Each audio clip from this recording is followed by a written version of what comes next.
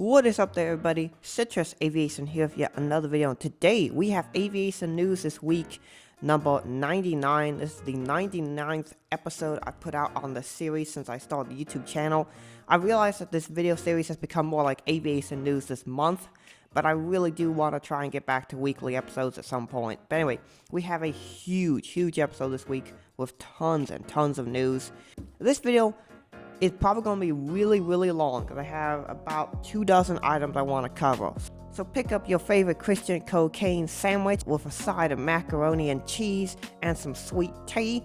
Sit down, relax, and enjoy the flight.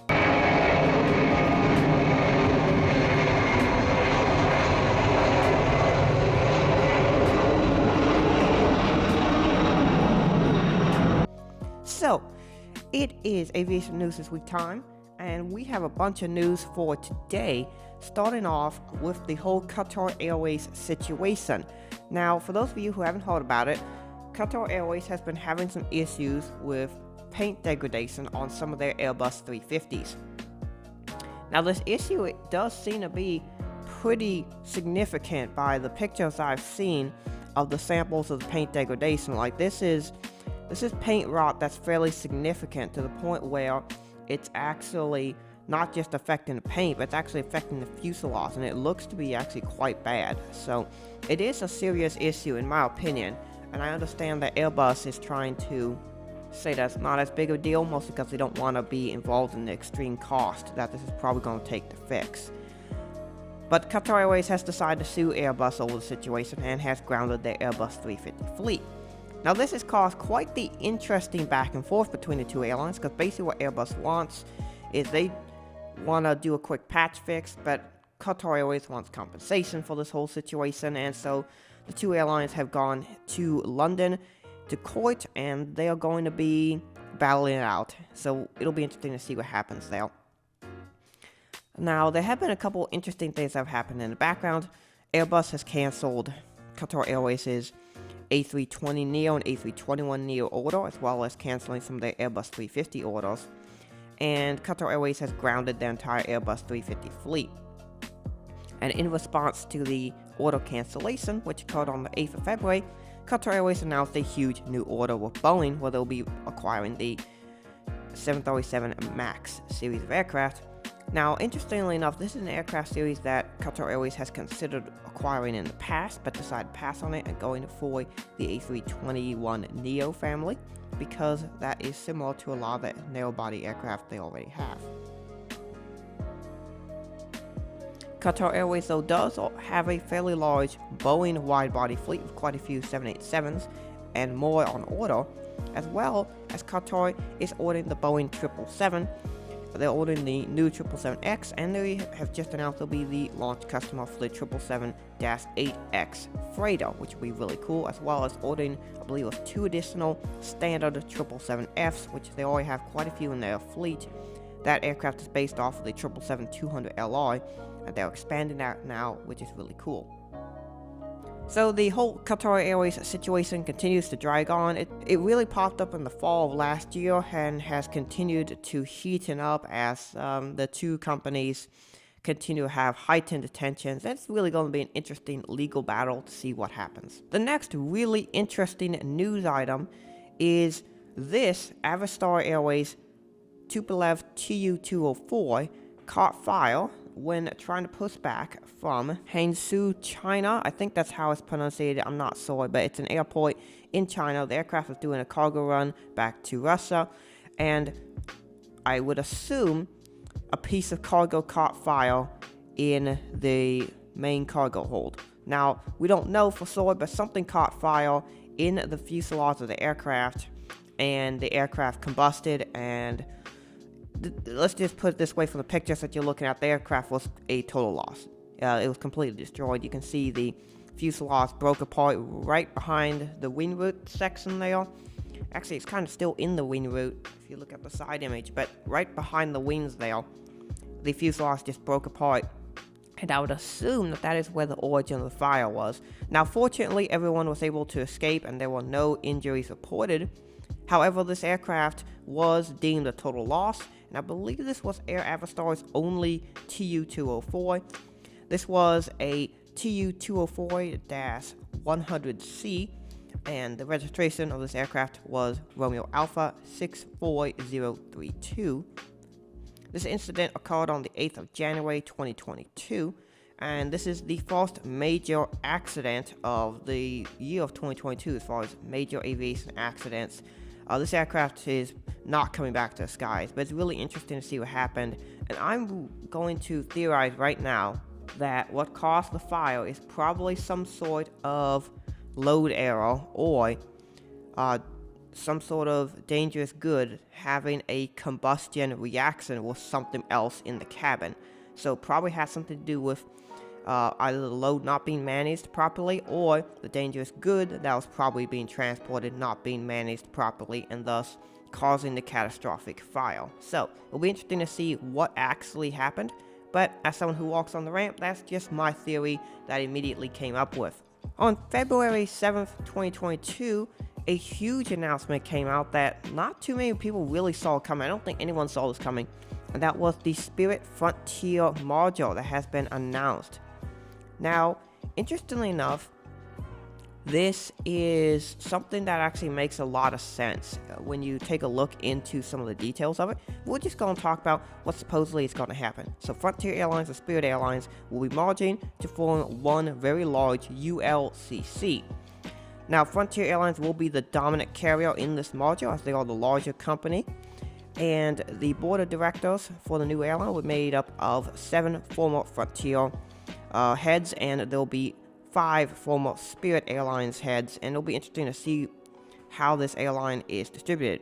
Now, Frontier is the larger airline, being based in Denver, Colorado, and Spirit Airlines is the smaller one, being based in Fort Lauderdale, Florida.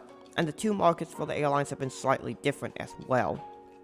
As you can take a look here at this destination grid that I have here, this is from an article from Simple Flying, which I'll have linked down below, as well as the Qatar Airways articles. This grid kind of shows all of the destinations for the airlines. So the ones in green are Frontier only destinations, the ones in yellow are Spirit only destinations, and the ones in blue are destinations sold by both airlines. So as we take a look at some of them, you can see that most of the ones in the western United States are exclusive Frontier destinations, or the destinations that are sold by both Spirit and Frontier. And then on the East Coast, you're gonna see a few more Spirit only destinations. Some of the exclusive Frontier destinations I recognize right off are here in Iowa, that's Cedar Rapids on the east side, Des Moines in the middle, and that's Omaha, Nebraska on the west there. A few others in Oklahoma, we have Tulsa and Oklahoma City. But anyway, a lot of interesting details you can go into here. You can see by this map, it clearly shows that Frontier Airlines is the larger airline, but Spirit has a larger international route network, particularly in South America, where they serve quite a few countries there, and in Central America, and they've really hit that market pretty well. Another interesting thing is when these airlines merge, if they do, is this combined airline will create one of, if not the largest, ULCC, or ultra low cost carrier in the world. And it'll be a huge airline. Now, it'll be interesting to see what they brand this airline as. I'd prefer if they maintain the Frontier branding, as that I think is better than the Spirit branding. But both brands were very unique and did unique things that were they had very brilliant looking liveries that you could recognize from a mile away. And so it's really cool what both airlines did. But if I wanted to pick a brand that I wanted to stay around, I'd pick the Frontier brand, as I think the whole different animal branding is really awesome. I picked that as my favorite US livery last year when I did my top 10 liveries video, and I want to do it again. I'm going to do another version of that video again, and I'm going to include some of the new airlines that popped up, and I'll include the others that I did not include in that video, such as Hawaiian and Sun Country. Another interesting thing about these two airlines is that they have a very similar fleet. Now, Frontier Airlines is part of the Indigo Partners, which is one of the largest airline conglomerates in the world. They own a lot of ULCCs around the world. They have Frontier here in the United States. They have Volaris in Mexico. They have Wizz Air in Hungary, which is not just in Hungary but in much of the EU now. And then they have JetSmart in South America, and those are their largest carriers. And with this module, they will be adding Spirit Airlines to the portfolio. One thing that makes the airline module very intriguing is that their fleets are nearly identical. Frontier and Spirit have a nearly identical fleet. Frontier's fleet is much simpler. They only have 2 aircraft type as of right now. They have the Airbus A320neo and the Airbus A321, and they also have additional Airbus A320neos and additional A321neos on order. They have 2 variants of that. They have the standard and they have the long range variant on order, so it'll be interesting to see how that integrates the fleet. But Spirit has a very similar fleet because both operate only Airbus fleets. Spirit has some older Airbuses. They have some A319s and A320s in their fleet, but they also have the A320neo and the A321, and Spirit has the A319neo, A320neo, and A321neo on order as well. So both fleets are very similar. Spirit has a slightly more varied fleet, while Frontier is a bit more focused, but both fleets are quite similar, and if the airlines merged, it would be very simple for the 2 airlines to integrate their fleet. For example, both airlines operate the exact same engine type on the A320neo, making it very easy mechanically for the 2 airlines to integrate. Now, they do have different engine types on the 321, and that could make for some interesting things, but for the most part, there would be very simple fleets to merge together. Here's what the Spirit CEO Ted Christie said. This transition is centered around creating an aggressive, ultra-low-fare competitor to serve our guests even better, expand career opportunities for our team members, and increase competitive pressure, resulting in more customer-friendly fares for the flying public. We look forward to uniting our talented teams to shake up the airline industry while also continuing our commitment to excellent guest service. It'll be really interesting to see what this module does for the ULCC market, because in the United States, Frontier and Spirit are the 2 largest ULCCs, with Allegiant and Sun Country not being too far behind. However, the merger of the 2 airlines would create a very, very strong ULCC that has literally no real competitors in the United States, because Allegiant would be significantly smaller at that point, and Sun Country, while they are a growing airline, they're still a relatively small ULCC in the United States. So it'll be interesting to see if this merger gets approved. It already has some legal challenges to it, so we'll see if that happens or what becomes of that. But ULCCs are definitely a thing to stay for a while, and it's really interesting to see what will happen with this merger. I'm excited for it, and I hope if it does happen that Frontier is the brand that remains, or they might even just rename. I doubt they'll rename. I suspect one or the other brand will remain. It's possible they actually keep both, so it'll be interesting to see what happens there. The next section of the video is fleet news, and we're gonna start from the oldest fleet news to the most recent. So most of this news goes all the way back to October 2021 to the current period, and we're gonna start with the first Air France A220. Now, I got a picture here from my friend and local plane spotter, Downwind DSM. We are both Des Moines plane spotters, and he took this picture when he went to Italy. He stopped over at, I want to say it was Brussels. He stopped over at an airport that had A220 service, and he caught this one. This is Foxtrot Hotel Zulu Uniform Charlie, which was the 3rd A220 that Air France received. The first A220 appeared in the Air France colors on the 3rd of October 2021, and it did not take long before Air France A220s started operating in France, and they have about 5 in their fleet as of right now. FlyBe is coming back. So, for those of you who are wondering what FlyBe is, they are a low-cost carrier in the United Kingdom, and they went bankrupt right around the time of the start of the pandemic. Now, they were having financial issues before that, but the pandemic occurring basically all but sealed the deal. They have, though, been working on the return to service, as there is quite a bit of financial backing for the return of the airline, so that's actually a good thing. And their very first new aircraft has appeared, and this one is in a brand new white and purple livery, which I think looks really cool. It's just white and purple. It's a your white. Yeah, I don't like your whites a whole lot. This one actually looks really cool because it's not like all the other blue and white your whites out there. Rant aside, this aircraft is registered as Golf Juliet Echo Charlie X-Ray. This aircraft was first spotted on the 18th of October 2021.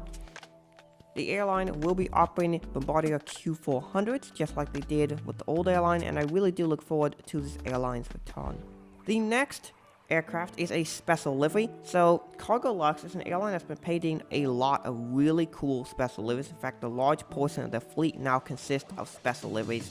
My favorite ones they did were the cutaway liveries, where they had paint on the side of the aircraft, some of the things you could put inside the aircraft, which I thought was really cool. But this one is another cool special livery. This is one of the heritage liveries. This is celebrating the airline's 50th anniversary. They had a retro livery about a year ago as part of their anniversary as well, and this one is their 50th anniversary livery. This aircraft was painted on a 747-8F, registered Lima X-Ray Victor Charlie Charlie, and this aircraft was first spotted on the 25th of November 2021. And I really like the Cargolux livery, and I like how they implement special liveries into their current livery. They did a mask livery too, which was pretty cool implementation, how they put it on the nose of the aircraft. They've done a lot of really nice special liveries. And this one, while it is just a fairly simple livery with the 50 years in the G and the O for Cargolux, that's pretty cool the way they did it. And it's a nice, just simple special livery. While not a whole lot of airlines announced a new livery in 2021, there were a few, and Brussels Airlines became the second largest airline to announce a new livery. We'll get to the largest one here in a moment, but Brussels has a new livery right here. I like to call this one the polka dot livery because it kind of looks like that. It's very interesting, this livery. Again, it looks like that the game you would have played when you were a kid, like Twisted or something like that. But it's an interesting livery, and this, I'm just gonna say this right now, this livery will be appearing in my top 10 worst liveries of 2021, because I'm not a huge fan of this design. I can see why they went with this choice, and consider this is for a major national carrier, it's not that great. The first aircraft to wear this livery is Oscar Oscar Sierra Sierra Oscar, which is an Airbus A319-111. That was first spotted in the new livery on November the 18th. The month of December would have some really exciting fleet news items, and starting with the very 1st of December 2021, where United Airlines unveiled this new special livery on one of their 737 MAX 8s. This is their 9th 737 MAX 8 that they received. It is November 77259, a MAX 8 that is in this special sustainable fuel livery. And what makes this very interesting is this picture was taken on United's very first fully sustainable aviation fuel flight. This is the very first sustainable energy fuel flight ever done for commercial aircraft, and United Airlines flew on the 1st of December from Chicago O'Hare to Washington Dulles on this exact MAX 8 seen right here. This is actually a picture of it taken off of Chicago O'Hare going to DC, and it's really cool to see how the aviation industry is moving forward. Now, my only concern with sustainable energy fuel is the cost involved with it. Is sustainable energy fuel going to make flying much more expensive? Because it's a great idea if it doesn't end up costing a lot more. If it ends up costing maybe 10% more or something like that, it probably won't affect aviation travel too much. But what if it costs 2 to 3 times what standard jet fuel costs? That will make aviation a lot less accessible to fewer people. And a lot of the innovations happening in aviation in the last 30 or 40 years have been around making aviation more accessible to more people. And while sustainable fuel is a great thing, making aviation less accessible to fewer people is not better. So hopefully this does not cost too much, but if it does, that will be a significant concern that I have with this technology. However, United is the first airline to operate an aircraft and a route with this fuel type, so it'll be really interesting to see what happens moving forward. We do have a new airline that now exists. This is Equair, which is an airline based in Ecuador, and this was the very first aircraft here. Hotel Charlie, Charlie X-Ray Bravo, first photographed on the 16th of December 2021. I actually have two photos from this, from both the photographers that photographed this aircraft arriving in, and both the photos are outstanding in some really interesting lighting. It looks like it was kind of hazy that day and it just rained, so it made for some interesting shots. But this is the new Ecuadorian airline, as Ecuador has not had too many airlines in their history. Most of the airlines that fly in are from other countries such as Avianca, Colombia, or LATAM, or other airlines like that.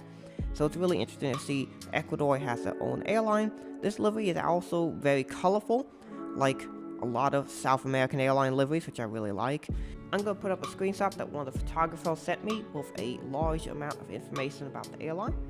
This airline was founded in October 2020, and they received permits to fly in December 2020. For nearly a year after that, the airline didn't really have a whole lot going on. It seemed to be very quiet and almost dead. However, the Air France KLM group would end up designing the brand and logo, which was officially announced on the 16th of November 2021.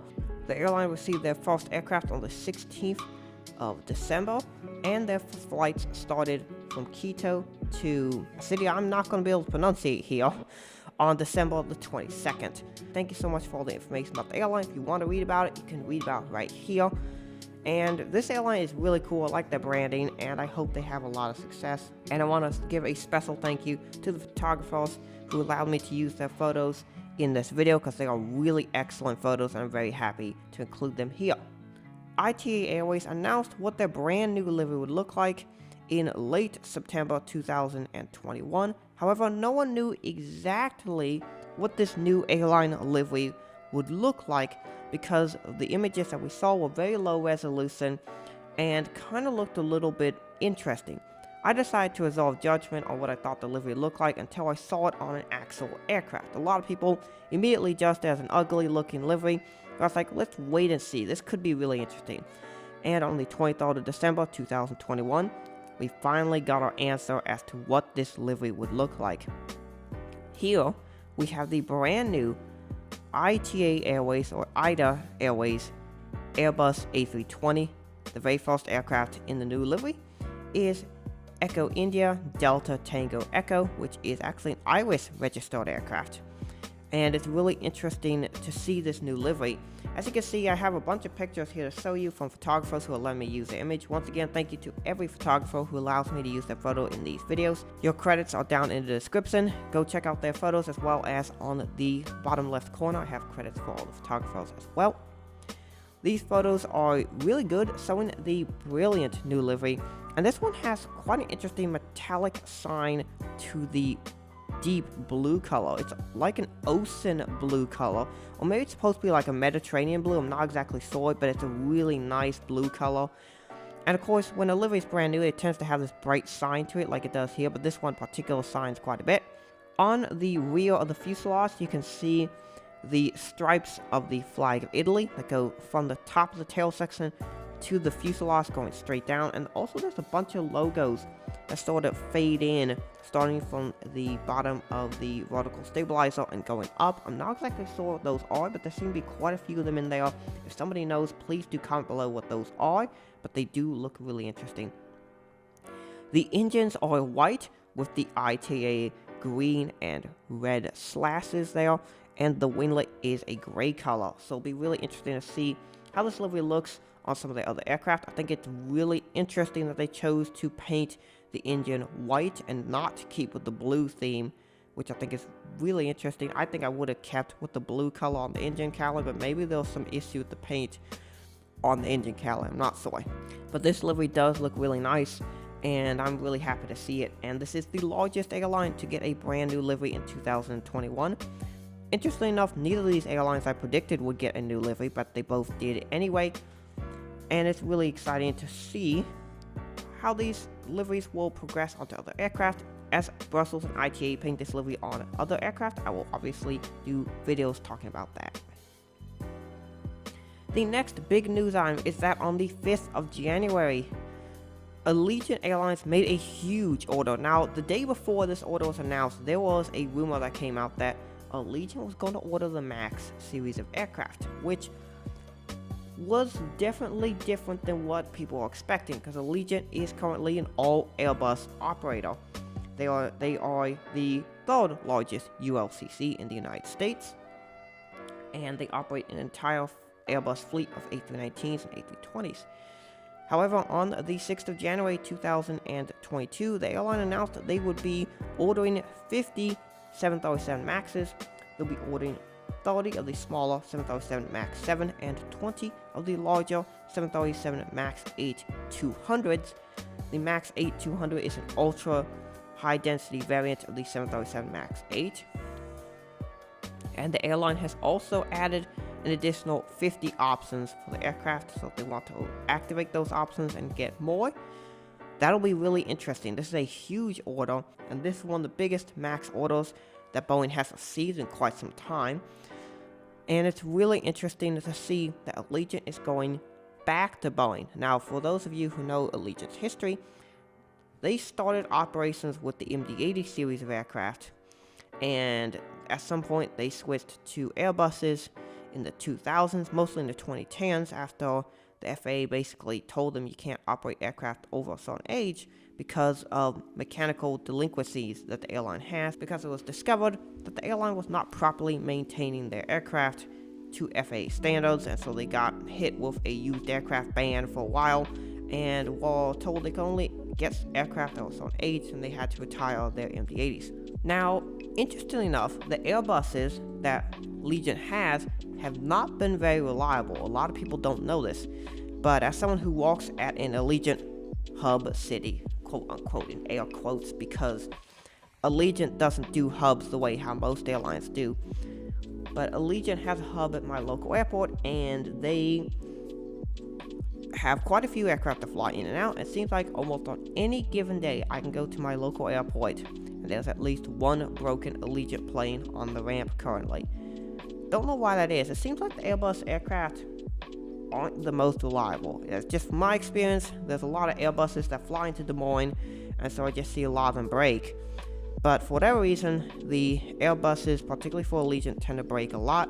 I've even seen up to 3 broken Allegiant planes at Des Moines at one point, which was really interesting. But it could be that Boeing was able to advertise the reliability of the 737 over the Airbus A320 as a selling point, which I think is a possibility.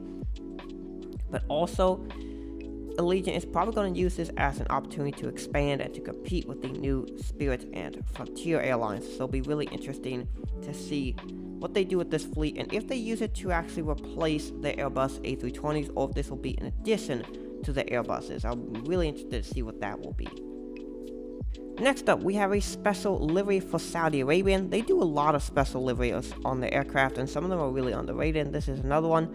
This is the Riyadh Season 2021 livery. I do not know what that is, but it looks cool on their aircraft. It's a really nice, colorful livery, and this one is painted on one of their Boeing 787-9. Hotel Zulu Alpha Romeo Bravo is the registration, and this aircraft was first spotted in this livery on the 6th of January 2021. I like the Saudi Arabian livery. I like this special livery as well, so yeah, it's another cool aircraft for plane spotters to go chase after.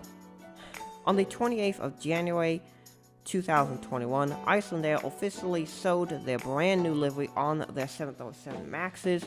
Now, a new livery has been rumored for Iceland Air for about a year and a half, and it finally came out, and this is what it looks like. Now, there are going to be 3 variants of this livery, which I think makes it not as bad as what I think it is. I'm not going to say the words that I want to say for this livery, but I do not like this livery as of right now. But there are 3 variants of it. There is this livery, and there's also a yellow and a pink version, and the portion of the livery that changes is that little strip there, that light blue strip on the tail section.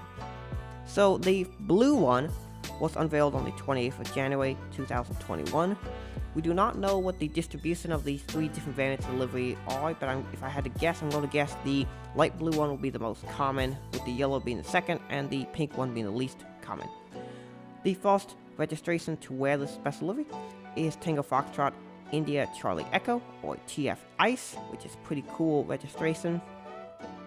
And this livery is a Your White livery that I don't like, because it basically describes everything I don't like about Your White livery. It's just a white livery with giant titles for the airline name on it, and just some extremely basic design on the tail that everyone else is doing basically the same thing of. Now, the way that Iceland Air distinguished themselves from everybody else was they have this little, you can see it there, like this little band, a light blue band there that's on the top, and the forward section of the vertical stabilizer goes down to the bottom of the fuselage. But it's not very interesting, particularly when you've seen a ton of different airline liveries. This is extremely bland and boring, versus the old Iceland Air livery that was actually fairly unique, and they actually do know how to make a lot of very nice design liveries, because they make a lot of really nice special liveries. So whoever they're hiring as their designers know how to make good liveries, but they decide to just go something extremely bland and basic for the new livery. The 737 MAX 8, featuring the yellow tail, appeared on the 3rd of February, and this one is Tango Foxtrot India Charlie Yankee, and this one is what it looks like with the yellow tail here. And the yellow tail is, I think, a better one. I think they sort of incorporated more yellow into the livery, and I think that would have made it a bit more interesting, and it would have been more congruent with the older branding, because the older branding had a lot of yellow in it. I think this would have made for a better transition, but I'm still not a huge fan of it. I think the yellow one looks the least bad, just because it's not as boring. Now, this livery isn't terrible. Technically, from a design aspect, it's well balanced and all that sort of thing, but it's just so bland. Why is everybody doing these Your White liveries that look like everybody else? Like, can we have some creativity? Like that ITA Airways A320 was very unique with the way how they did that deep blue color. I think that was super awesome. But yeah, we need some more uniqueness. The final fleet news item for today is the arrival of the first 767-400 into the United Airlines fleet. Now, this aircraft is registered as November 66052. It is a former Continental Airlines 767-424ER, and this one is now in the new Evo Blue livery, which was introduced all the way in April 2019, and now here in 2022, the very first 767-400 to wear this livery has appeared. This aircraft is beautiful, and it was shot in this gorgeous lighting here at Houston George Bush Intercontinental. I assume this is the ferry flight from Amarillo. So United paints their aircraft in Amarillo, Texas, and then they ferry them to their hubs. So I assume this was coming in from Amarillo. Really cool catch of this aircraft, and this aircraft looks really good in the new livery. So hopefully I can go spot this, because it looks fantastic. This aircraft was first spotted on the 10th of February 2022, coming into George Bush, I assume it coming in from Amarillo.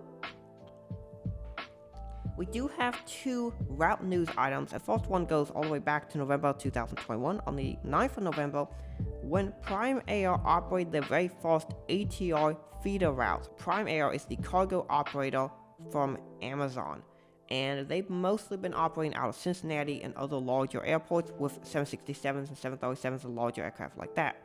However, starting on the 9th of November, they operated their very first feeder routes on these ATR 72s. These are ATR 72-500s that have been leased from Silver Airways, and the very first one in the airline's fleet, and currently still the only one, is this aircraft right here, November 919 Alpha Zulu, and it flew its first flight for Prime Air from Fort Worth Alliance Airport to Des Moines International Airport on the 9th of November. My friend downwind at DSM was there to spot this aircraft, and he got some great photos of it, and I'm showing them on the screen right now. And yeah, he got to see this aircraft and photograph it for the airport, which is really cool. And it was really cool. They just saw this aircraft and was able to witness the history of Prime Air's first small feeder operations. Now, this aircraft does fly around to a bunch of different airports, and I assume that they are going to get more ATRs to operate with their feeder operations and to expand Amazon's reach to smaller airports to be able to deliver your packages quicker and more efficiently than ever before. This aircraft does have this really weird hybrid livery where it's mostly white but it has Prime Air and a little bit like a partial swoop on the rear of the fuselage. So it's really interesting that they haven't really fully painted it. So it'll be interesting to see if they do or if they don't. But just that they're operating these operations makes it really cool to see. Another nice thing for plane spotters to go photograph.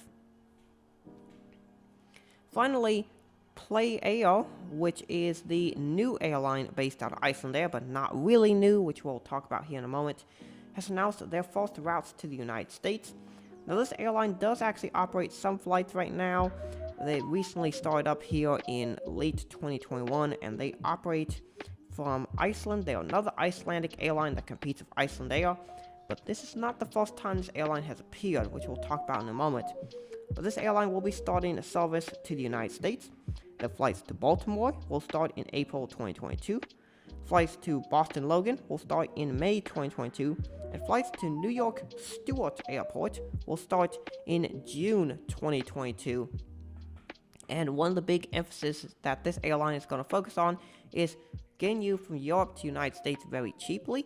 So, for example, you can fly from Boston to Baltimore to Reykjavik, Iceland, and then only have a 2-hour layover before your flight to London Stansted, or vice versa. So it's very much a market where they're trying to operate very cheaply between the United States and Europe through Iceland. Now, this is a model that Iceland Air has already perfected quite a bit, and they've gotten very good at that market. And this is the second time that this airline has actually tried, because if you've ever heard of an airline called WOW Air, you would know they also operate out of Reykjavik, and they also had a bright colored livery, which I thought was really cool. They had a purple and white livery, and then they had like a white and purple livery early on their history. Now, WOW Air went bankrupt in 2017. However, the founder of the airline wanted to give another crack at it, and this is his second attempt at doing this. Now, his first attempt failed because he overexpanded too aggressively. So I was like, well, maybe the new reattempt at doing this airline will succeed if he doesn't overexpand. And immediately they're announcing a about 20 route network, and I'm like, oh no, we're going down the same path again. So my issue with Play is that they are going to try to do the same thing that WOW Air did, which failed, but they're going to try again, which I'm not very optimistic about, because Iceland Air already dominates this market. And Iceland Air proved last time they could just basically outdo WOW Air, because they're already a larger airline that has a larger route network with better financial backing, and they could just force WOW Air out of operations. And now Play is going to try the same thing. I don't think it's going to go well for them, and I think this airline will declare bankruptcy within 10 years. I just don't see this working. I just really think that they should have tried something different than literally doing the same thing that failed last time. WOW Air started operations, I believe it was in 2012, and they went bankrupt in 2017. I don't think this airline is going to fare much better. I just don't like the fact that they're trying to do the exact same thing that did not work last time, and they're going to completely ignore smart financial advice by just overexpanding too quickly and racking up a large amount of debt just to have a large route network. It's really smart if you're starting a new airline to start small and then work your way up. Yes, it's nice to have a large network, but what if you don't have people to fly on that large network? Then you kind of have some issues. So I really hope that Play tones it down a bit, they slow it down. Yes, they have this really cool, very colorful branding, which I thought WOW Air executed actually better. We'll see how Play does. Maybe they'll be able to execute it really well too, but as of right now, I think WOW Air did it better. So hopefully this airline will do well. They currently have 3 Airbus A321neos, Tango Foxtrot Alpha Echo Mike, Tango Foxtrot Papa Lima Alpha, and Tango Foxtrot Papa Lima Bravo are the 3 A321neos that they have. I believe all 3 of these were former WOW Air A321neos, and they're now going to start getting WOW Air A320neos. I'm not very optimistic for the future of this airline. I mean, I hope that they're successful, but I'm not predicting a successful end for this airline, just because they're basically doing the same thing the previous airline did, and that didn't work, so I don't see why it's going to work again. Those are my thoughts for play. Now, this video I've been recording for nearly 2 hours because it's going to be a long video, and hopefully you all enjoyed it. And that is basically it for the news. Now, interestingly enough, because of where I live, and it's an apartment complex where there are people playing rap music too loud, car alarms going off, arguments occurring, other interesting things, and this means I have to record videos in either the very early morning, like I'm doing right now, or late at night. So I have to record them like 7, 8 a.m. in the morning, or 11 p.m. at night. So it's what it is, but hopefully y'all are going to enjoy the videos I make. I have some background footage going on right now that I took on the 18th of February 2021, where I went spotting with my spotting friend Downwind DSM. We went to Des Moines and we caught some really cool stuff. You're going to see some of it here: the Hillwood 737, the American Eagle Retro 170, which we saw twice in a week. The first time I got pictures of it, and the pictures ended up blurry because my camera was in manual focus, and I didn't realize that at the moment, so that was really annoying. But I got some footage that day of the Saab 2000 as well. Maybe I'll show that here in this video, we'll see. But I got some good photos from the spotting trip that we did this morning. Really happy with that. That's this video. You might also notice the audio quality is better because I am recording this on my professional microphone, which I finally brought to the new apartment I've got set up here. So hopefully the audio is better. It's a very echoey room I'm in right now, and that's probably why the audio is kind of on the echoey side. Hopefully this microphone is able to reduce that. This microphone is very high end, and it's able to do that sort of thing. Hopefully that makes the audio good. I am going to try something here in March coming up, where I'm going to try and upload 30 videos in 30 days. So hopefully that actually works out. I'm going to try and do 1 video a day for 30 days. So hopefully y'all enjoy the ride, and y'all enjoy the videos I put out from that. But yeah, we're going to try and upload quite frequently in March. With that being said, I want to thank y'all so much for watching this video. Let me know if you like these really long Aviation News This month style videos, or if you want to see me do the Aviation News This week videos. I do have plenty of content that I could do. There were a bunch more aviation news things that just popped up. The first play A320neo popped up. The Qatar Airways Retro 777 appeared. A lot of cool stuff. So hopefully you all will enjoy that, because I have plenty of content I can do for Aviation News this week, or I could do Aviation News this month. Let me know what you want to see. But yeah, with that being said, I hope you all enjoyed the video. Thank you all so much for watching. Have a great rest of your day, and God bless you.